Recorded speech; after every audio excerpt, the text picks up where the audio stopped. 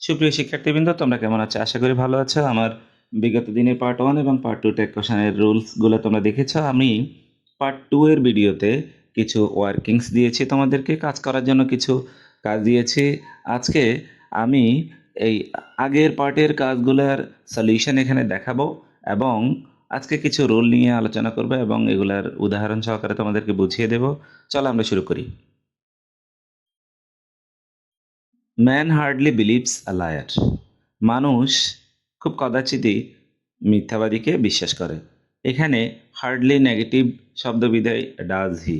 Morning entertains us with fresh air. সকাল আমাদেরকে বিশুদ্ধ বাতাস দিয়ে কি করে? আমাদেরকে বিনোদন দেয়, আনন্দ দেয়। তাহলে এখানে বারবি শেষে যেহেতু অ্যাশ আছে, আমরা বলেছিলাম বারবি শেষে এস বা ইয়েস থাকলে অক্সিলারি ভার্ব হিসেবে ডাজ ব্যবহার করা হয়। এটা একটা পজিটিভ বাক্য, যার কারণে এটার উত্তর হয়েছে নেগেটিভ। ডাজেন্ট ইট। মর্নিংয়ের কারণে, মর্নিং যেহেতু একটা বস্তুবাচক শব্দ, এই কারণে এখানে ইট ব্যবহৃত হয়েছে। He catches fish in the river. সে নদীতে মাছ ধরে। হি যেহেতু প্রোনাউন আগে থেকে দেওয়া আছে, আমরা এখানে ওই প্রোনাউনটাই ব্যবহার করেছি। আর ক্যাচেস, ক্যাচেস এখানে ইএস আছে ভার্বের প্রেজেন্ট ফর্ম, কারণে ডাজেন্ট ব্যবহার করা হয়েছে, doesn't he. The police, the police দ্বারা কিন্তু পুরো পুলিশ জাতিকে বোঝানো হয়েছে, যার কারণে দ্য পুলিশের পরিবর্তে প্রোনাউন হয়েছে দে।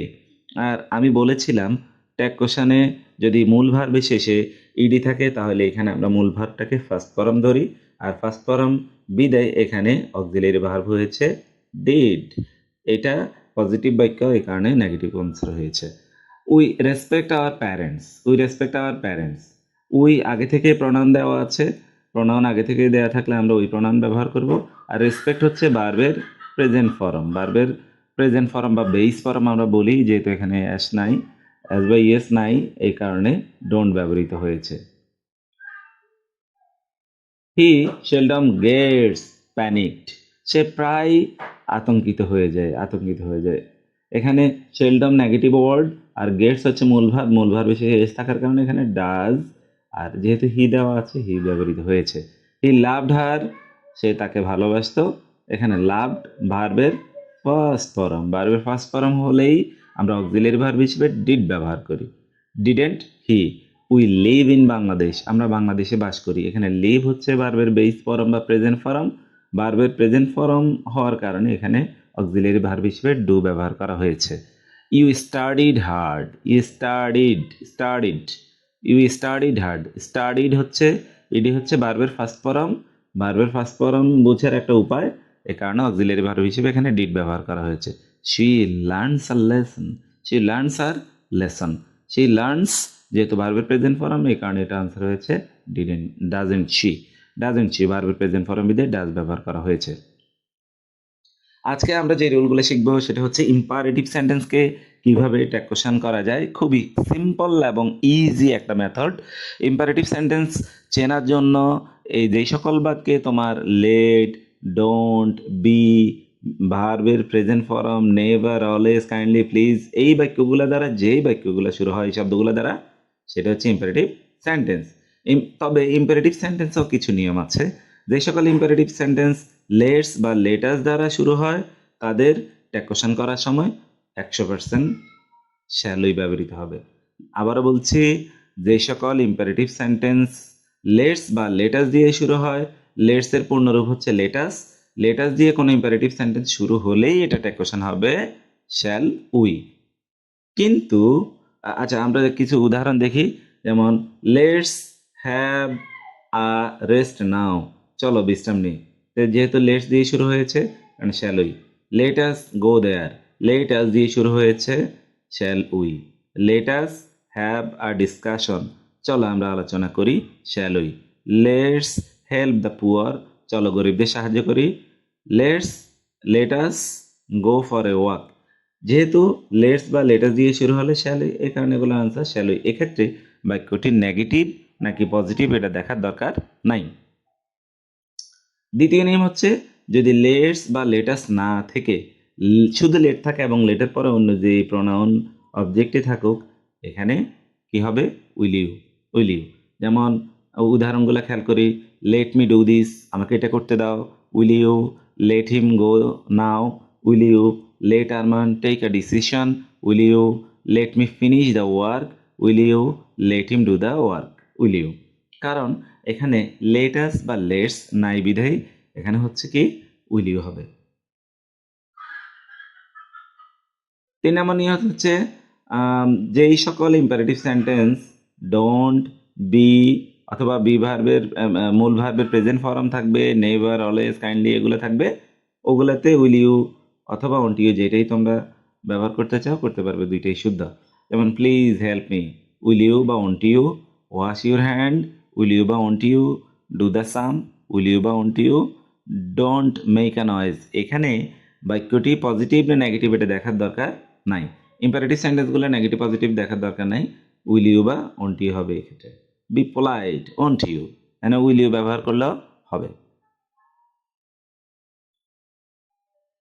5 নম্বর রুল আমরা যদি দেখি, 5 নম্বর রুল হচ্ছে বাক্যের সাবজেক্ট হিসেবে যদি দেয়ার ব্যবহৃত হয়, কোনো বাক্যের প্রথমে দেয়ার অনির্দিষ্ট কিছু বোঝানোর জন্য দেয়ার ব্যবহৃত হয়, তো এক্ষেত্রে বাক্যের শুরুতে যদি there is, there R, there was, there were এই প্রোনাউনগুলো থাকে তাহলে ট্যাগ কোশ্চেন করার সময় প্রোনাউন হবে দেয়ার। আমরা উদাহরণগুলো খেয়াল করি। There is little water in the glass, গ্লাসে পানি নেই বললেই চলে, মানে অল্প পরিমাণ পানি আছে। তাহলে এখানে লিটল একটা নেগেটিভ ওয়ার্ড, নেগেটিভ সেন্টেন্সের ওয়ার্ড, এই কারণে এটা পজিটিভ আনসার হয়েছে is there. There are some faults in your letter, তোমার চিঠিতে কিছু ভুল আছে, তোমার চিঠিতে কিছু ভুল আছে। যেহেতু বাক্যটা দেয়ার দিয়ে শুরু হয়েছে, আর এন্ড দেয়ার এটা একটা পজিটিভ বাক্য বিদায় আনসারটি নেগেটিভ হয়েছে। There are many problems, there are many problems অনেক সমস্যা ছিল। আর and there, there is nothing for her to eat, তার খাওয়ার জন্য কিছুই নাই। তাহলে এখানে নাথিং নেগেটিভ ওয়ার্ড, যেহেতু বাক্যটা দেয়ার দিয়ে শুরু হয়েছে উত্তর এই কারণে ইজ দেয়ার হয়েছে। There is no king in China, চায়নাতে কোনো রাজা নেই। দেয়ার ইজ অক্সিলিয়ারি ভার্ব দেওয়া আছে, যেহেতু বাক্যটা দেয়ার দিয়ে শুরু হয়েছে এই কারণে আনসারটি দেয়ার হবে। রুল নাম্বার 6 যদি আমরা খেয়াল করি, কোনো বাক্যের সাবজেক্ট দ্বারা যদি ছোট প্রাণী, জড় পদার্থ, শিশু, ছোট প্রাণী, জড় পদার্থ, শিশু, অর্থাৎ যেই সাবজেক্টগুলোর সাথে thing, this, that, baby, child থাকে এগুলো প্রনাউন হবে ইট। এগুলো প্রনাউন কি হবে? ইট। উদাহরণগুলো আমরা দেখি। The baby is crying for food, শিশুটি খাবারের জন্য কান্না করছে, শিশুটি খাবারের জন্য কান্না করছে। এক্ষেত্রে দ্য বেবি শিশু এখানে প্রনাউন হয়েছে ইট।